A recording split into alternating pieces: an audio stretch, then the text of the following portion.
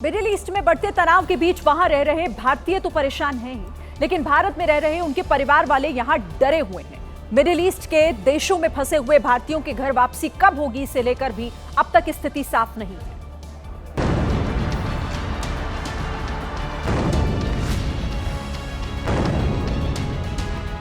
इन धमाकों से पहले middle east के देशों में गए भारतीयों को क्या पता था कि उनकी वापसी कितनी मुश्किल भरी होने वाली है। एयरपोर्ट के अंदर भारी भीड़ जमा है।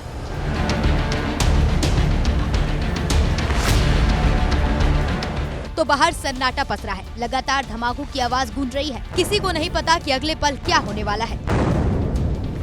ये उन 120 श्रद्धालुओं की टोली है जो जोधपुर से संत राम प्रसाद महाराज के सानिध्य में 23 फरवरी को सत्संग और भ्रमण के लिए दुबई गए थे।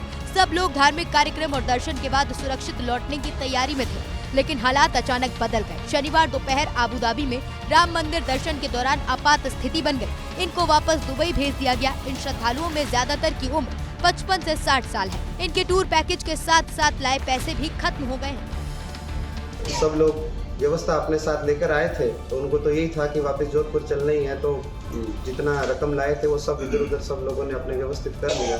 हम भारत सरकार से अपील करते हैं कि जल्दी से जल्दी हम जितने लोग हैं या भारत के जितने भी लोग यहाँ पर फंसे हुए हैं उन सबको जल्दी से जल्दी बाहर पहुँचाया जाए। इस बीच इन्होंने जोधपुर के सांसद और केंद्रीय मंत्री गजेंद्र सिंह शेखावत से भी संपर्क साधा किया। मैंने क्या हमारी बात हुई अभी टावरी जी हूँ मैं क्यों मैं चिंता मत करो, आप जहाँ हो वहाँ रहो, पैनिक करने की जरूरत नहीं, बाहर घूमने की जरूरत नहीं।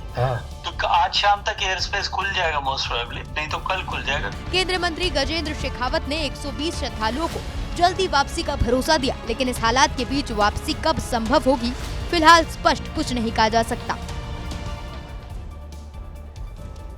और सिर्फ जोधपुर के ही नहीं बल्कि देश के अलग अलग इलाकों के लोग इस वक्त दुबई समेत मिडिल ईस्ट के कई शहरों में फंसे हुए हैं। कोई नौकरी के लिए वहां गया था तो कोई दुबई छुट्टियां बिताए, लेकिन अब सब वापसी के इंतजार में बैठे हैं और ये इंतजार कब खत्म होगा ये कोई नहीं जानता। ये उत्तर प्रदेश के चंदौली के व्यापारी अजय जैन हैं। बेटे की शादी होने वाली है। इसके प्री वेडिंग शूट के लिए बेटे के साथ होने वाली बहू समेत 5 लोग दुबई गए, लेकिन हालात बदले और अब ये सभी लोग दुबई के होटल के बंद कमरे में रहने को मजबूर हैं। वीडियो कॉलिंग के जरिए परिजनों से बातचीत तो हो रही है, लेकिन पिता को डर है कि कहीं कोई अनहोनी न हो जाए।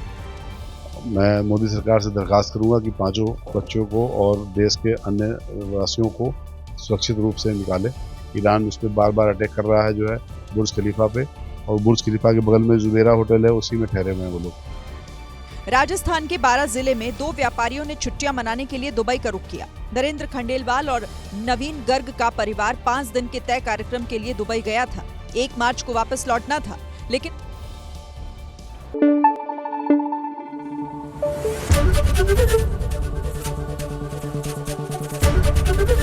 एबीपी न्यूज आपको रखे आगे।